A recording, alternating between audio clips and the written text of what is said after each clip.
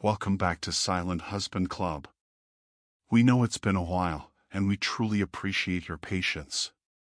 From now on, we'll do our best to bring you a new story every single day.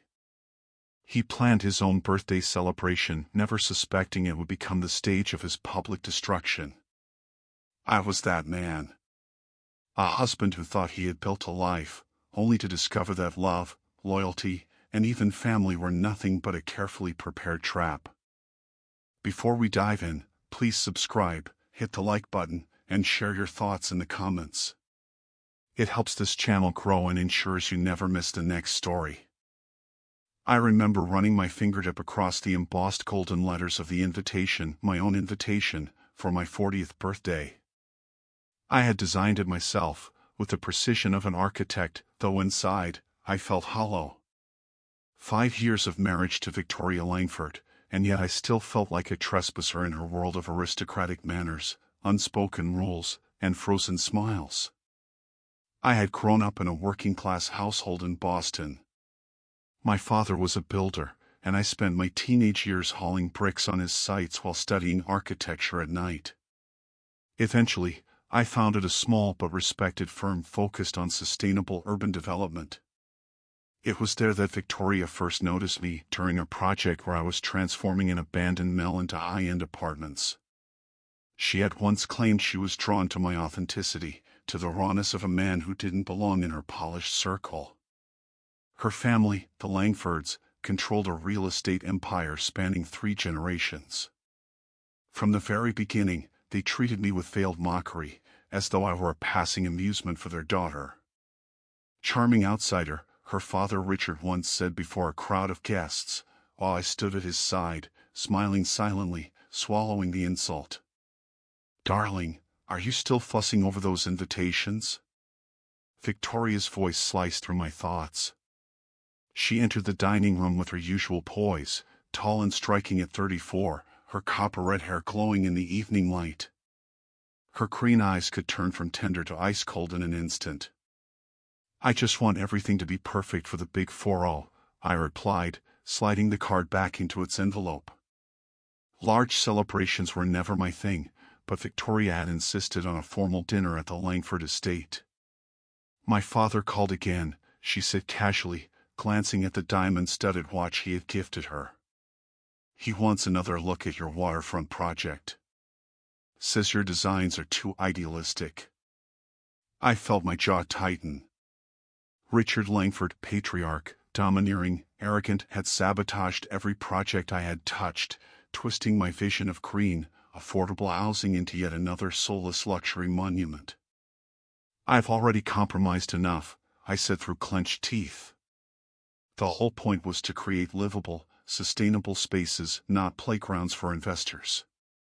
Victoria sighed, her tone rehearsed. "We've gone over this, Daniel. Your version isn't financially viable. Not every project can be a passion project." That night, I worked late in my study, poring over blueprints, when my phone vibrated. A message. From Victoria's number. My blood froze at the words. "He's working late again. Come over. You've got at least 2 hours." It wasn't for me. I scrolled up, searching for more. The thread was spotless, recently cleaned. But the recipient was saved under a bland title, FH Consultant. My stomach knotted. I didn't confront her. Not yet. Instead, I began to observe quietly, carefully. The growing distance between us, which I had blamed on family pressure and work stress, suddenly fit a darker pattern. Even our arguments about children made sense now, painted in a new, troubling light. And then there was the matter of the estate. When we married, my name had been added to the deed, a rare concession from Richard, supposedly for tax reasons. Yet lately, Victoria had pushed me to restructure the assets, citing liability protection. Her urgency now carried a sinister undertone. Elsewhere in the city, in a paneled office lined with old oak, Eleanor Langford, Victoria's grandmother, 80 years old, matriarch of the dynasty, closed a heavy folder marked Daniel Mercer, confidential. Unlike her son Richard, she had seen something genuine in me, something her family had long forgotten.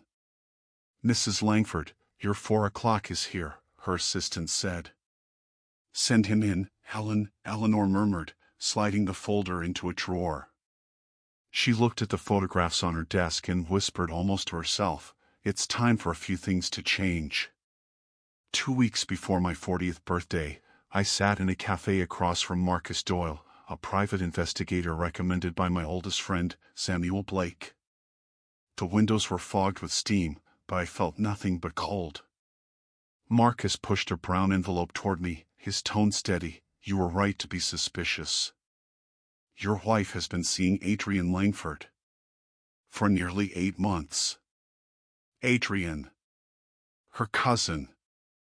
I couldn't breathe. "They were careful, but not careful enough," Marcus added. "He joined the family firm last year. Director of Special Projects. The evidence is all here: photos, hotel bills, transcripts." I opened the envelope. Proof spilled out like poison. The affair had been masked as business meetings, family obligations. But worse were the recordings, conversations about how they would strip me of every financial tie, every ounce of shared property. "That's not all," Marcus said grimly. "I traced offshore transfers. More than $400,000 moved in the past 6 months. Almost your entire savings gone. All linked to Adrian." I felt my chest collapse in on itself. They weren't just betraying me. They were dismantling me, piece by piece. That same evening, as I sat over my blueprints in silence, my phone rang. An unknown number. "Mr. Mercer?" A woman's voice, calm, professional. "This is Gerda Whitman, assistant to Mrs. Eleanor Langford. She requests your presence tomorrow morning at her private residence. She asked me to emphasize you are not to tell anyone. Not even Victoria." I gripped the phone tighter. "May I ask what this is regarding?" She said, Gerda replied, "that you would soon understand the value of discretion." And that was the night I realized the betrayal I had uncovered was only the beginning. The next morning, I found myself standing before Eleanor Langford's townhouse in the heart of Boston's Back Bay. It wasn't ostentatious like the Langford estate with its marble staircases and gilded halls. This house was older, quieter, its brick facade carrying a kind of dignity that didn't need to shout. Eleanor opened the door herself. She was small, frail in appearance, but there was steel in the way she stood, the way her eyes didn't flinch when they met mine. "You look troubled, Daniel," she said, leading me inside to a study that smelled faintly of leather and old books. "But that is to be expected." She didn't wait for me to answer. Instead, she placed a heavy folder in my hands. Her voice was calm, deliberate.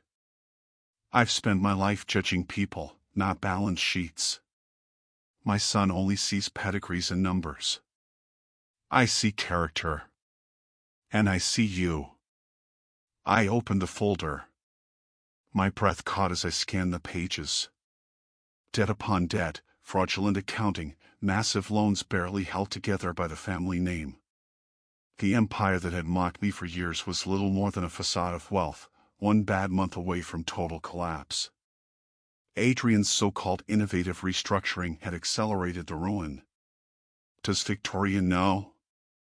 I asked, though I already knew the answer. "She suspects," Eleanor said bitterly. "But suspicion has never stopped my family from looking away when truth becomes inconvenient. It is a disease we pass down, generation after generation. You are the exception. That is why I am telling you." She reached for my hand, her grip surprisingly firm. "I am dying, Daniel. Pancreatic cancer. Perhaps months, perhaps weeks. And I refuse to let the Langford name die the way my son has corrupted it. You have a right to know the truth. And when the time comes, you will have a decision to make. I tried to respond, but words failed me. She only smiled faintly, slipping the folder back into my hands. Remember this, wealth means nothing if it lacks integrity. Character is the only currency that endures. Her words followed me out into the cold morning air. I carried the folder like it was a bomb. Because in a way, it was. 2 weeks later, on a crisp October evening, I walked into the Langford estate for the dinner that was supposed to honor my 40th birthday. The mansion glowed in the twilight, music floated through the halls, expensive cars lined the drive. Yet I walked in knowing exactly what awaited me. I knew about Victoria's betrayal. I knew about Adrian. I knew they were preparing to strip me of everything: my marriage, my dignity, even my place in the very projects I had designed with my own hands. My oldest friend, Samuel Blake, met me for a drink earlier that day and asked the question I had been avoiding. "Why are you going, Daniel? Why walk into their trap?" I had only answered, because some things have to be endured to the very end. Inside, the guests were all Victoria's people: politicians, bankers, socialites. They never truly saw me, only the novelty of a builder who had somehow slipped into their dynasty. Adrian was there too, never far from her side, pouring champagne into her glass with a familiarity that made my blood boil. Richard lingered by the fireplace like a monarch on his throne, glancing at his watch as though waiting for a performance to begin. Dinner was lavish, but hollow. I smiled, accepted toasts, played my part while watching the subtle touches between Victoria and Adrian, the coded glances, the tiny gestures. They believed they had hidden everything perfectly. They had no idea I already knew. Then dessert was served. And with it, the curtain lifted. Victoria tapped her glass, her voice carrying over the quieted crowd. "We are here tonight to celebrate a milestone in my husband's life. 40 is an age of transition, of reflection, and sometimes of renewal." A waiter stepped forward, not with cake, but with a silver tray holding an envelope.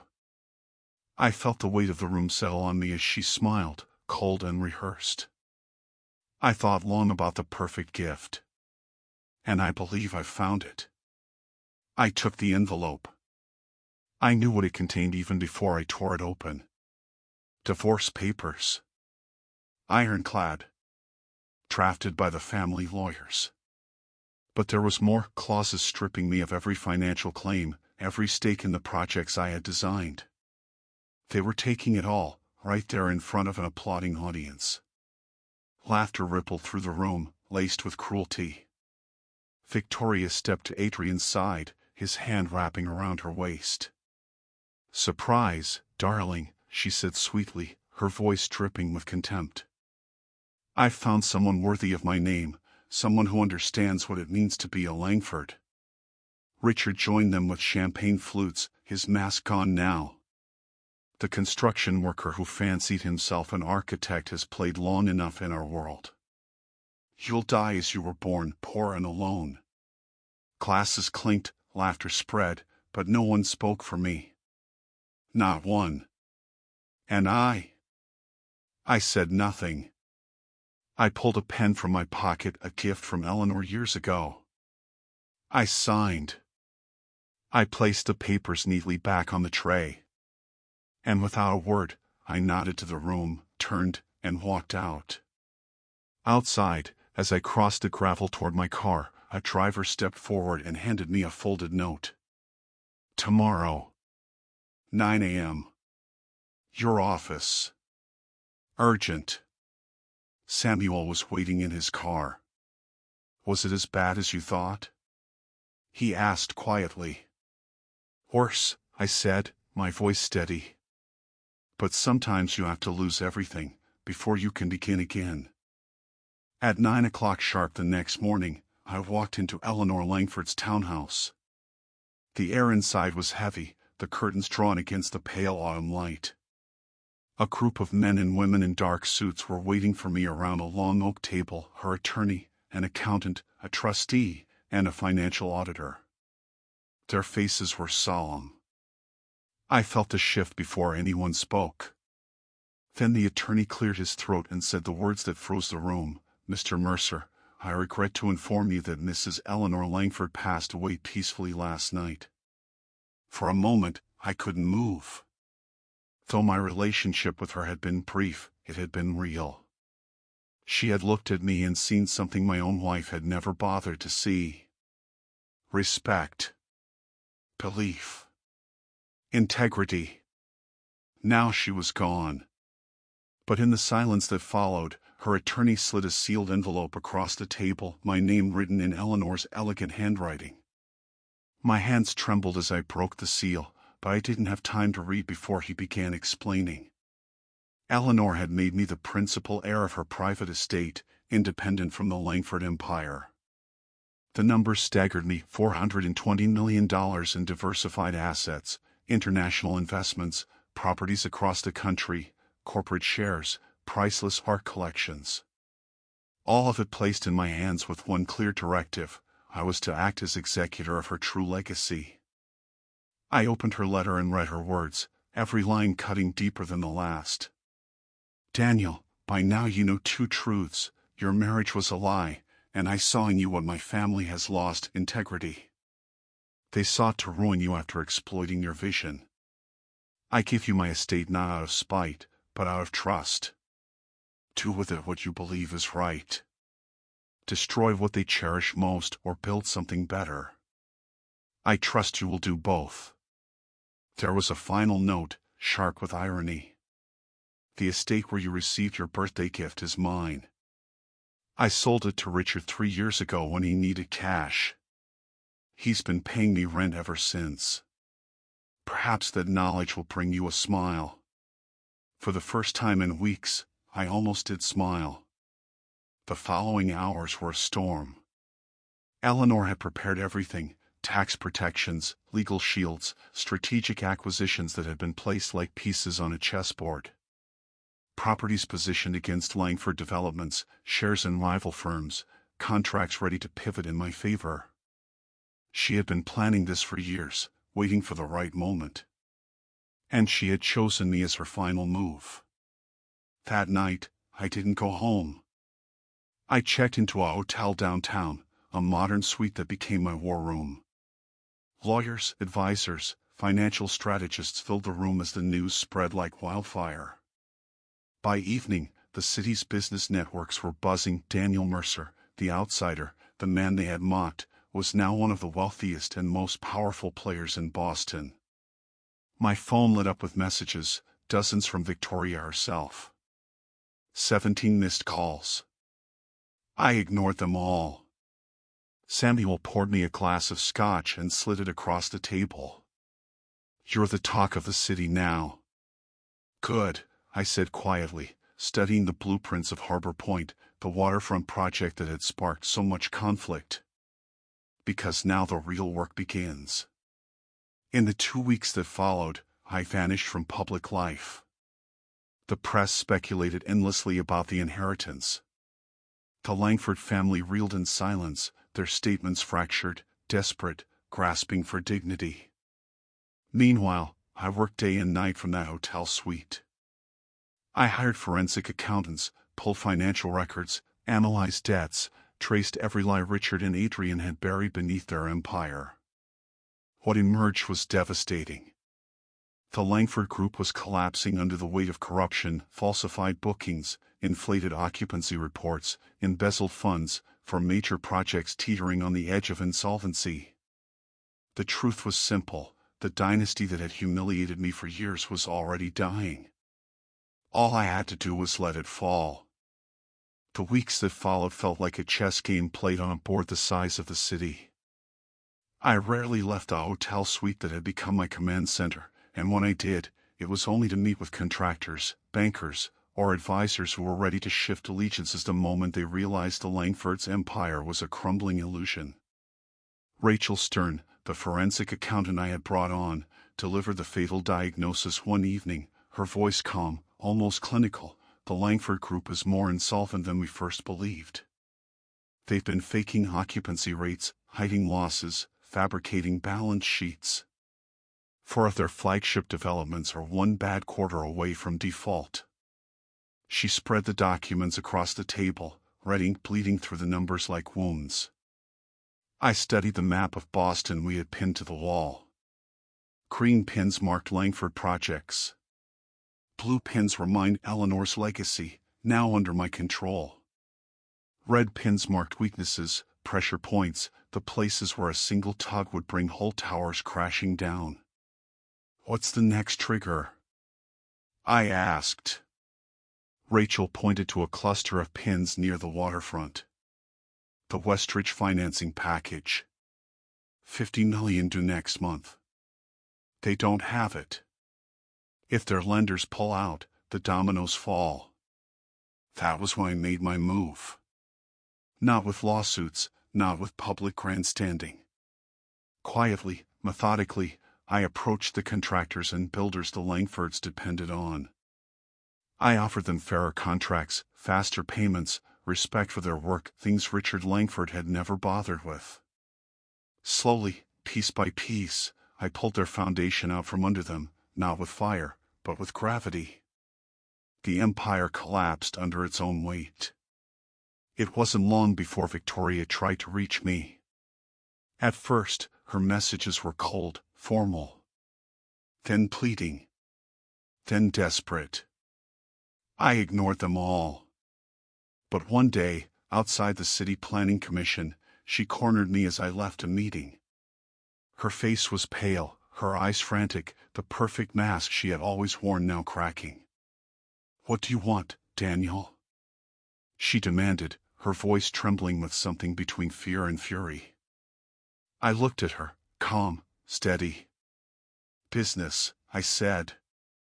"That's what you and your family taught me, isn't it?" "My father wants to negotiate terms," she pressed, her voice dropping lower. "There are no terms," I answered flatly. "The market is responding to decades of your family's corruption. This isn't me. It's math."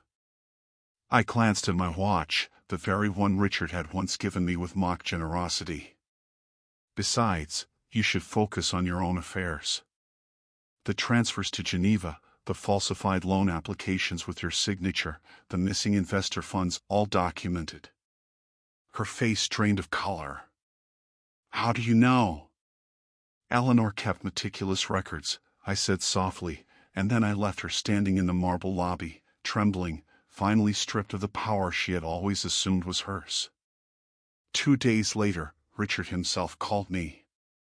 It was the first time in years he had spoken to me directly. His voice was no longer arrogant, no longer commanding. It was cracked with age and fear. He asked for a meeting, and I agreed. We met in Eleanor's townhouse, the very place where his mother had entrusted me with her final will. Richard entered the room slowly, his once proud frame bent, his eyes dulled. "Get to the point," he rasped as he lowered himself into a chair.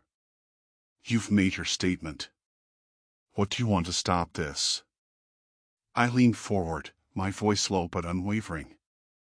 "This isn't revenge, Richard. It's restructuring. Your company is already dead. The only reason the creditors haven't torn it apart is because I haven't allowed it yet." "Then why haven't you?" he asked bitterly. "Because a collapse would destroy the lives of thousands of workers and families who had no part in your corruption. I'd rather dismantle it carefully than shatter it overnight." His mask slipped completely then. For the first time, I saw him not as a patriarch, but as an old man facing the ruins of his legacy. "You're destroying a company built over 3 generations, because of a failed marriage?" I shook my head. "This has nothing to do with Victoria anymore. This is about consequences. You built your empire on arrogance and lies. Now it falls under the weight of its own foundation." Richard's voice cracked, almost a whisper. "I beg you, the family estate, the riverfront development, the house in Falkenberg, they're mine. I slid a folder across the table. All of them purchased years ago by Eleanor when you needed liquidity. All of them legally belonged to me. She made sure of it. He stared at the papers, defeated. I let him sit in that silence before adding, but I will honor certain commitments Eleanor valued. Your employees will have jobs under me. Projects will continue. But under my rules, not yours. And for the first time, Richard Langford had nothing left to say. 3 months after Richard's broken plea, I stood on the observation deck of what had once been his crown jewel project, the Harbor Point District. But it no longer bore the stamp of the Langfords. It was mine now, reshaped from a sterile luxury enclave into something real, affordable housing, open green parks, shared spaces where families and small businesses could thrive. The site buzzed with energy, workers moving with a pride I hadn't seen on any Langford development. Michael Tan, one of the first executives I had pulled from their company, joined me on the deck. The crews are ahead of schedule, he said with a faint smile. Turns out people build faster when they're paid on time and treated with respect. I nodded, watching children already playing in the finished courtyards below. This was what I had always wanted, not revenge, not empire, but a chance to build something lasting. But the past was not done with me yet. Victoria reappeared in my life like a ghost refusing to rest. She had filed lawsuits, tried to challenge Eleanor's will, claimed I had manipulated a dying woman. The press devoured it, but Eleanor's meticulous record shredded every accusation. And then the final blow came.